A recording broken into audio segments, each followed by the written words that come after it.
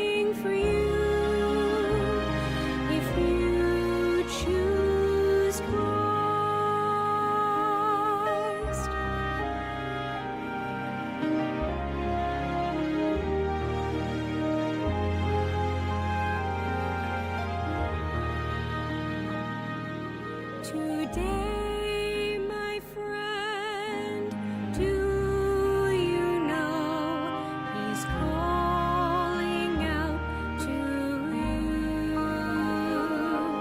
He doesn't care what you have done. It only matters what he'll do. Although you may have turned away, you might have told him no.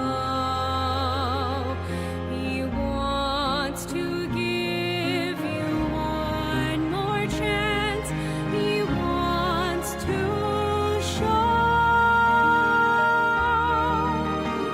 forgiveness, life, peace, and blessings. His arms are open wide, inviting you to come inside.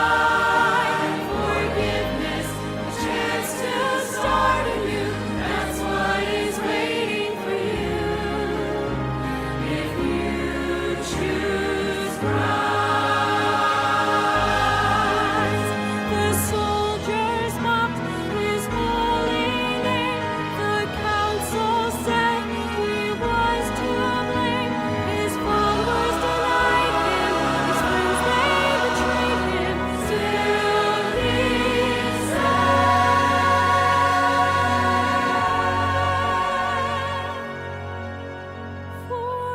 forgiveness, life, peace, and blessings. My arms are open wide, inviting you to come inside. Forgiveness, chance to start anew. That's what is waiting for you if you choose Christ. Just choose Christ.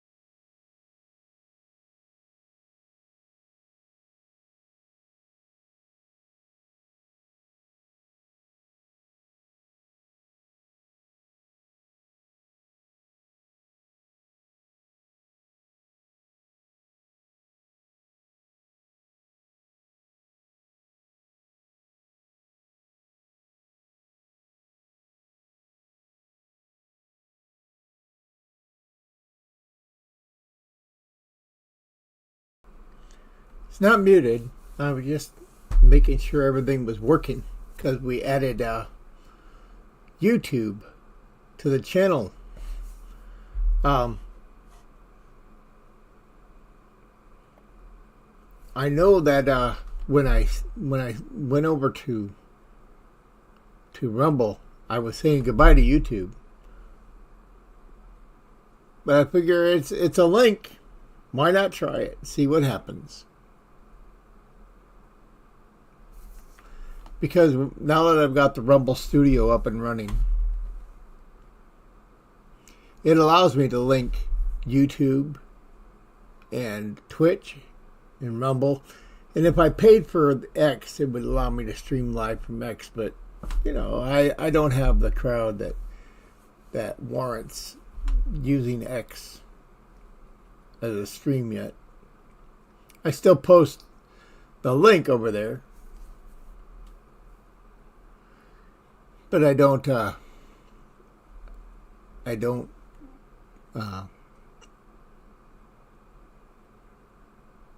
hold on, let me have my cup of coffee so my brain can catch up. I don't have the privileges to stream on X. And I'm okay with that because I don't want to pay for that. I don't want to pay for X because I'm expecting any day that Elon Musk is going to have enough of me. Because I don't buy his American Party.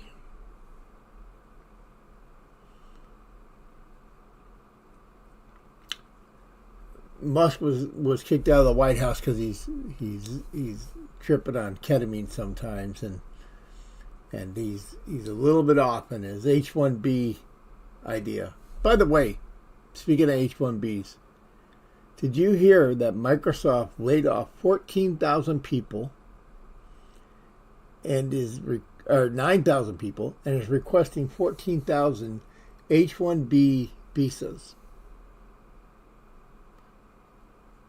for people to come from probably India over here to work on Microsoft product? Well, number one, it's a digital platform. They don't need to come over here to work for Microsoft. They can work in India because all they're doing is trading ones and zeros. And Microsoft is claiming that they need them because they can't hire people in the United States to do the job. I'm telling you, there is an abundance of IT guys and women that will take those jobs in a heartbeat.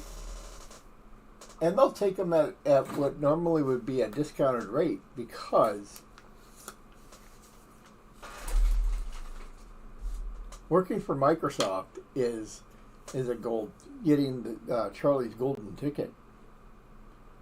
You put down on a resume that you worked for Microsoft, and people will bust down your door to hire you. Why they insist on getting H-1Bs, I don't know. I guarantee you this also. Those people who are getting IT degrees from India, they're just getting signed off. Yeah, you passed. You paid me enough money. Here's your certificate. They are not legitimate programmers. They probably are, but they're probably like me. They really learned on their own, and the schooling was just so that other people accepted their accreditation. I knew how to program when I was in 9th grade. I learned to program when I was 12 years old. And I've been programming 50 years now. Man alive. Not quite 50 years, because that would put me in my 60s, and I'm not quite there yet. I'm getting close. Sure feel like it sometimes. But still, almost 50 years of programming. And I learned everything to program except for one thing my college training, the one thing that I learned at college was that the modern computer can handle nested if-then statements. Back in the day, you had to write an if-then statement to test for each thing, and then you had to write your subroutine so that you would do an if-then statement, and you would have a flag that said it passed, and then you do the next if-then statement, and you do a flag that if it passed, and then you do the next, and at the end of all those if-then statements, you would look and see if all of the if-then statements passed. If they did, you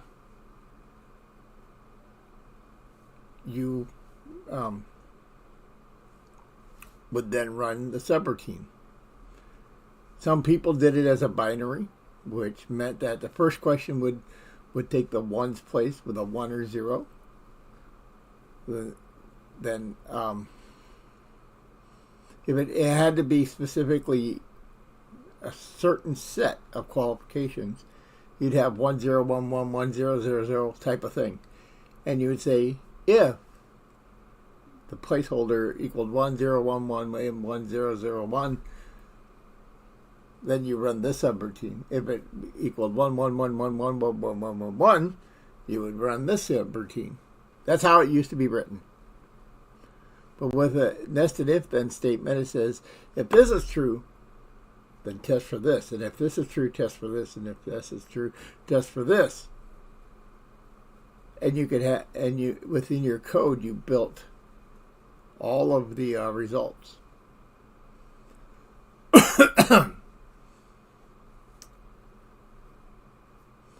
That wasn't the case before. It took up a lot more machine language and memory to do it, but it worked. But with the nested if, it was like bing. Now we can do all kinds of stuff, and it opened an incredible door.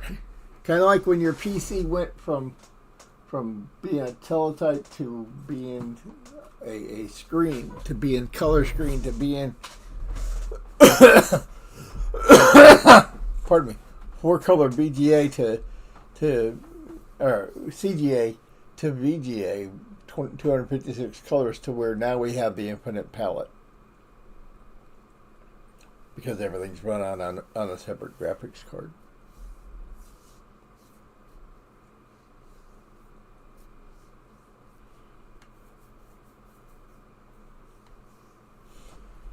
Anyway,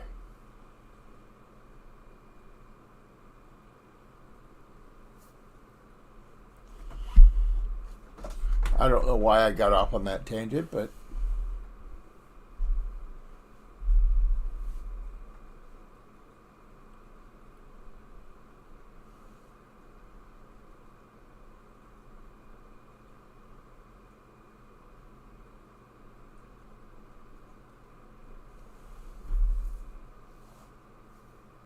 somebody on YouTube named Rudder117 said, hello, I'm new here. Do you know where I can get some crypto?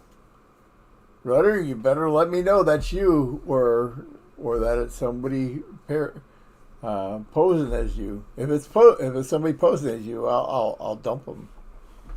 But if it's you, I will let it slide.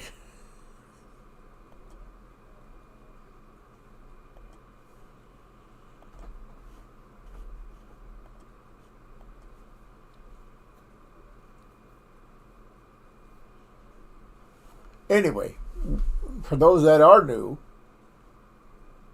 we do jokes. And the first joke is, both jokes, because usually two people provide jokes. And if anybody has a joke, you can post it into chat, and I'll share it with everybody if it's acceptable. We don't do jokes about race. We don't do jokes about religion or sex. The religion thing is that if we don't do cuss words or innuendo that's too overt. Okay, it was you just messing with me. Okay. I just wanted to make sure that was not somebody spamming your account. Because he said, hello, I'm new. Do you know where I can get some crypto? And the thing is, Rudder knows that no, I will never tell people to buy crypto. Because crypto is a scheme, a pyramid scheme of the utmost. There is no essential value behind a crypto. And yeah, people say, well, Bitcoin's worth 50,000 or 90,000 or whatever it is now. I don't care. That just means people have spent $90,000 on being dumb.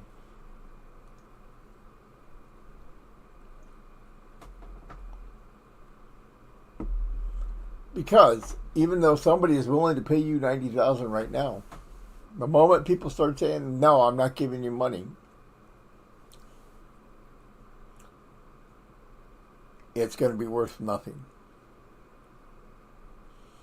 And some people say, but 10 years ago you should have bought crypto and you could have bought it for $100 and now you'd have $90,000. You know what? I don't care. But instead you're going to be connected to the state, and you have to no. If I wanted something that hold its value like that, I'd buy gold.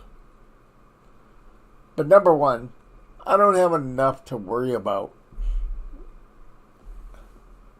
If every penny I owned went to zero today, I'd be out $50. I remember in German class back in the 80s, learning how that in Germany before World War II, the German mark was so worthless that they were printing. They would confiscate money and add zeros to it. So if it was a $1 bill, they'd add a zero to it. It's now a $10 bill. Here's your dollar bill back, and you've now got $10. Oh boy! And you go to spend it, and by the time you got to the grocery store, you needed another zero added. So you go back, you get your other zero, take it back, and you need another zero because it was that worthless.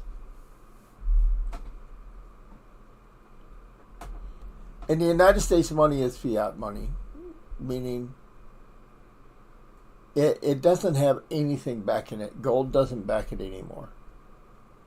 Well, what's the difference? Well, the difference is the government comes to me and says, hey, I want you to pay me X amount of dollars. Bitcoin never comes to me and goes, hey, I want you to give me X amount of dollars, because I'd tell them to go pound sand. But the federal government says, you pay me X amount of dollars or you're going to jail. And if you resist arrest, we'll shoot you. Bitcoin, if you refuse to take it, they go, okay, I guess I can't use it here. So, in essence, what you're doing with dollar bills versus crypto, with dollar bills, the one value that it gives you that's inherent is that you're making sure the government doesn't come to your door and arrest you. So by using dollar bills, you're more likely to not be arrested. By using crypto, you're more likely to be catfished.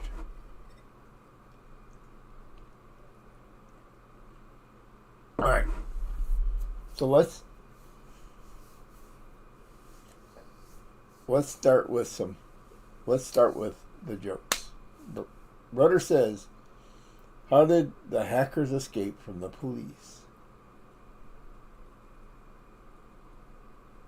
They ransomware. You have to be a computer guy to know what that is. Computer hackers, most people know what that is. But ransomware is software that somebody hacked in, put on your computer that says they say, if you want your computer to work, you'll pay us X amount of dollars. And the play on the words is they ran somewhere. Oh, okay.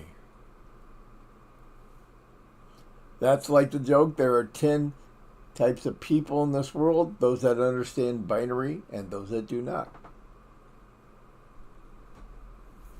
And even if I explained that joke, you wouldn't get it unless you understand binary.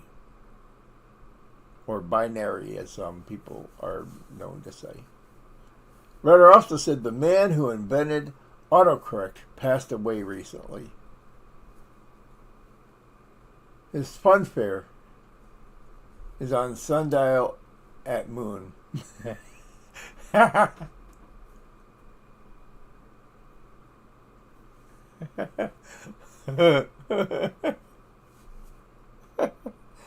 Oh my goodness. All right. Well, nobody else has jokes, so we'll move on. But we have 6 people on total watching today. That's awesome. Nonetheless, let's move on. Today we are in 1 Kings chapter 4.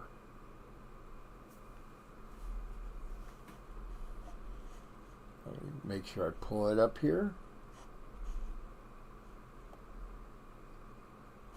There we go, 1 Kings chapter 4. And we're still learning about King Solomon. Yesterday we learned about King Solomon's wisdom in that there were 2 women that came to him. One had killed her baby and took the other's baby as her own and put her dead baby as that woman's baby. And they were before the king to decide how to handle this. Because it was initially 9/10 possession is 9/10 of the law.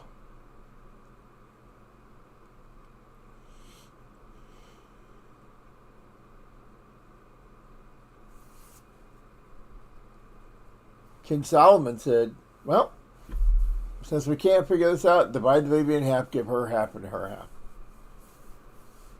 And the woman who was the real mother said, no, don't do that. Give her the baby. I want my son to live. The other one didn't say so much as a peep. And so King Solomon knew the one who didn't say anything was lying about it being her kid, and knew the one that was willing to let the child live was the real mother. But today you'd be hard pressed to make that work, because so many parents are focused on me instead of their children. One of the things that a lot of people don't realize is when you have a child, you're giving up you. You're now working for that child. And a lot of people wonder why Christians, especially, are so vehement about the sanctity of marriage, and why it's so difficult to get divorced once you do marry. It's because children are involved in most cases.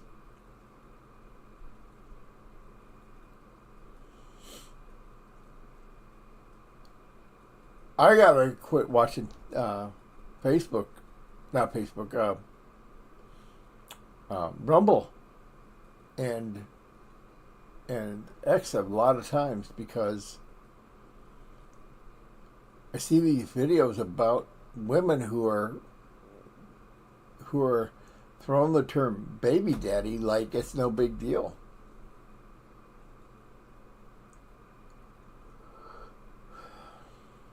It is a big deal. And they can't understand why a guy doesn't want to be with them. Well, because he doesn't want to be baby dad number 9 or number 10.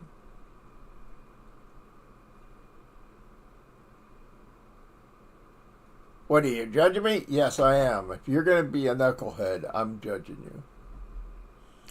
All right, let's get off that subject. Because we're on chapter 4. And we have something new for us. Let me unmute it and mute me. 1 Kings 4. So King Solomon was king over all Israel. And these were the princes which he had: Azariah the son of Zadok the priest, Elihoreph and Ahiah the sons of Shishah, scribes, Jehoshaphat the son of Ahilud, the recorder, and Benaiah the son of Jehoiada was over the host, and Zadok and Abiathar were the priests. And Azariah the son of Nathan was over the officers, and Zabud the son of Nathan was principal officer, and the king's friend.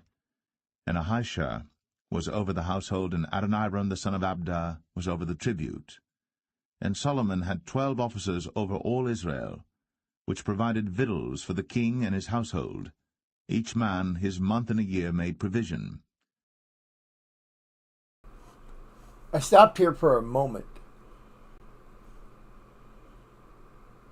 I gotta find... There's the word. You know, for the longest time, I thought victuals was a Granny Clampett word. And I thought it was spelt Vittles. And I always pronounced this as victuals. And I didn't realize until I heard the audio Bible that this is the word victuals. And that it's not a Granny Clampett word, it's a Bible word.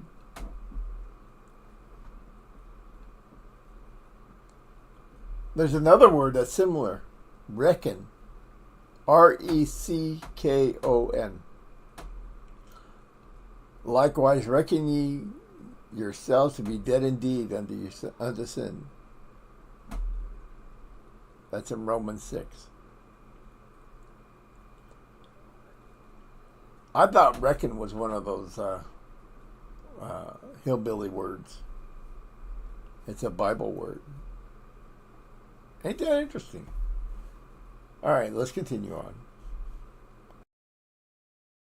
And these are their names: the son of Hur, in Mount Ephraim, the son of Dekar, in Makaz, and in Shaalbim, and in Beth Shemesh, in Elon Bethanan, the son of Hesed, in Arabath. To him pertained Socho, in all the land of Hepher, the son of Abinadab, in all the region of Dor, which had Taphath, the daughter of Solomon, to wife.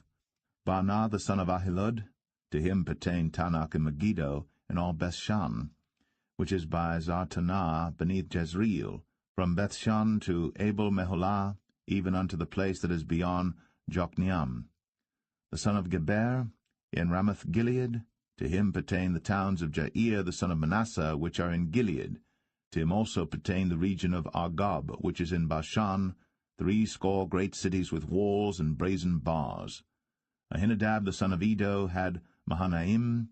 Ahimaaz was in Naphtali. He also took Basmath, the daughter of Solomon, to wife. Baanah the son of Hushai was in Asher and in Aloth.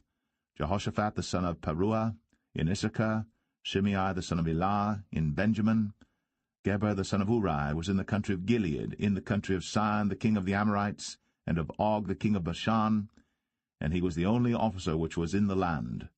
Judah and Israel were many as the sand which is by the sea in multitude, eating and drinking and making merry. And Solomon reigned over all kingdoms, from the river unto the land of the Philistines, and unto the border of Egypt. They brought presents, and served Solomon all the days of his life. And Solomon's provisions for one day was 30 measures of fine flour, and 80 measures of meal, 10 fat oxen, and 20 oxen out of the pastures, and 100 sheep beside harts and roebucks, and fallow deer and fatted fowl, for he had dominion over all the region on this side the river, from Tiphsah even to Azar, over all the kings on this side the river, and he had peace on all sides round about him. And Judah and Israel dwelt safely, every man under his vine and under his fig tree, from Dan even to Beersheba, all the days of Solomon. And Solomon had 40,000 stalls of horses for his chariots, and 12,000 horsemen. And those officers provided victual for King Solomon, and for all that came unto King Solomon's table every man in his month, they lacked nothing. Barley also, and straw for the horses, and dromedaries brought they unto the place where the officers were, every man according to his charge. And God gave Solomon wisdom and understanding exceeding much, and largeness of heart, even as the sand that is on the seashore. And Solomon's wisdom excelled the wisdom of all the children of the east country, and all the wisdom of Egypt. For he was wiser than all men, than Ethan the Ezrahite, and Heman, and Chalcol, and Darda, the sons of Mahol, and his fame was in all nations round about. And he spake 3,000 proverbs, and his songs were 1,005. And he spake of trees, from the cedar tree that is in Lebanon even unto the hyssop that springeth out of the wall. He spake also of beasts, and of fowl, and of creeping things, and of fishes.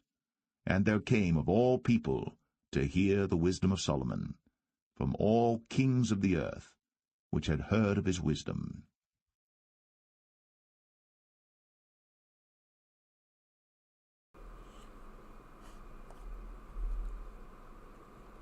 King Solomon started out as good as you're going to get.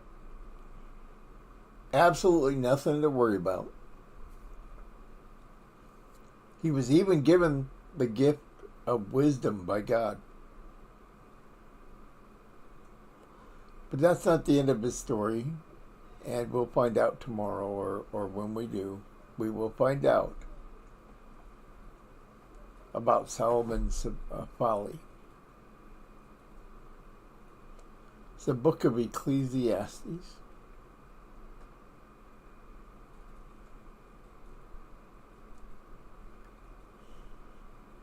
We have to be careful not to get in ourselves.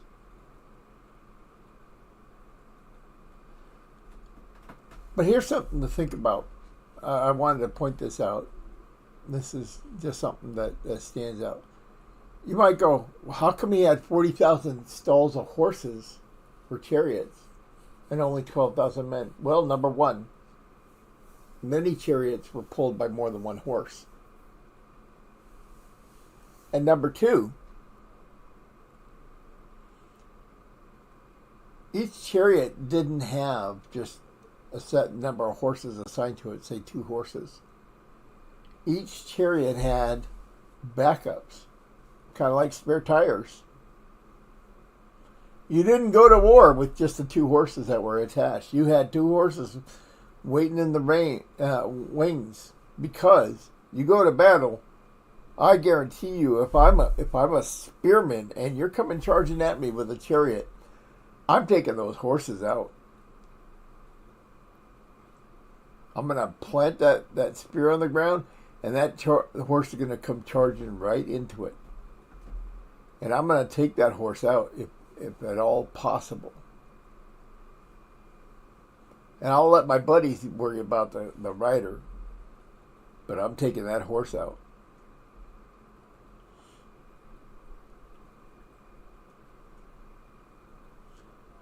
All right. Well, those that are new today, you get to see how simple my talk is.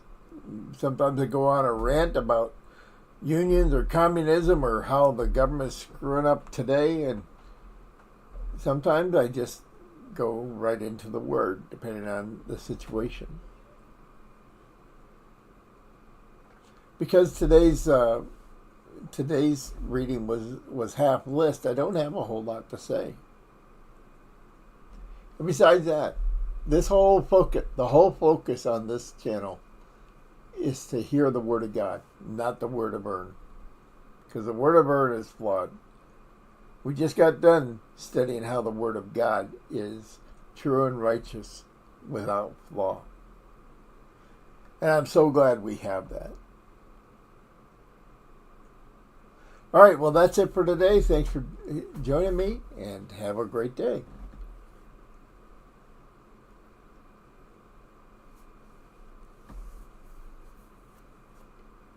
Your version says who provided food? Oh, for victuals. Yeah, that's what victuals are.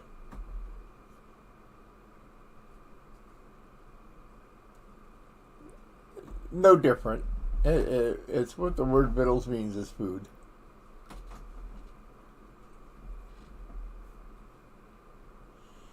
I like saying victuals, though, because that's what my mom used to say. She used to say, I got victuals cooking on the kitchen stove. And when she said victuals, it usually meant raccoon or squirrel or rabbit. By the way, I've had all three of those in every way you could imagine, and I hate it in every way you can imagine. Rabbit is too gamey. Not enough fat on it to make it taste any good. Squirrel is all fat and tastes like you're eating a grease. And raccoon, it really does taste like you're eating ashes out of an ashtray that have been mixed with lard. Ugh. It's an acquired taste that I'm glad I didn't acquire.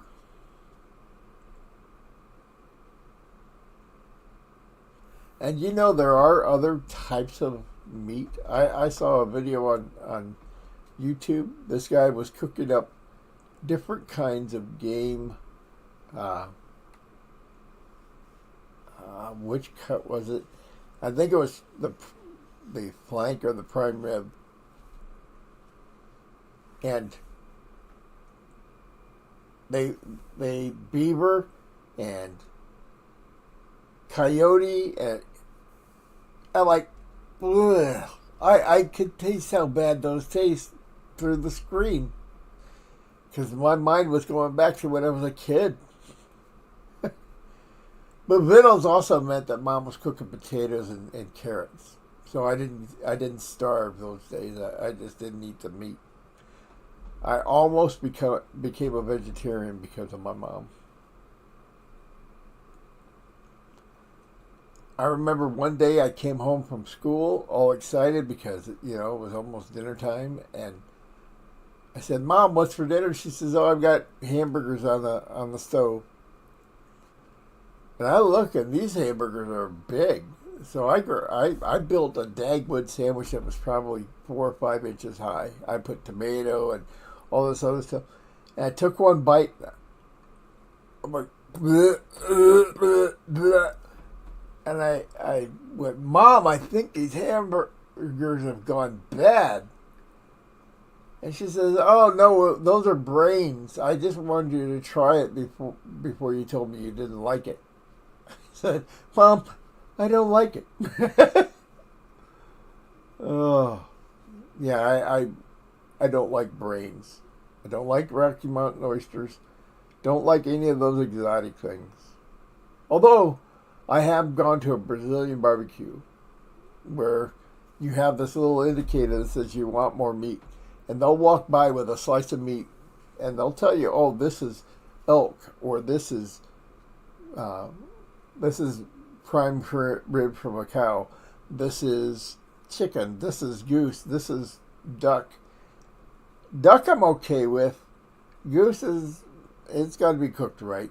And most of the time it's not. It's got to be smoked to have any decent flavor. But, if they come by and say, "Oh, this is coyote," no, absolutely not. I'm not eating dog. I don't care what you say. I'm not eating cat. I'm not eating dog.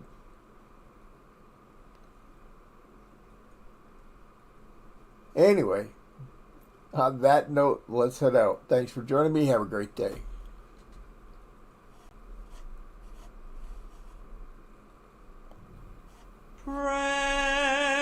precious man.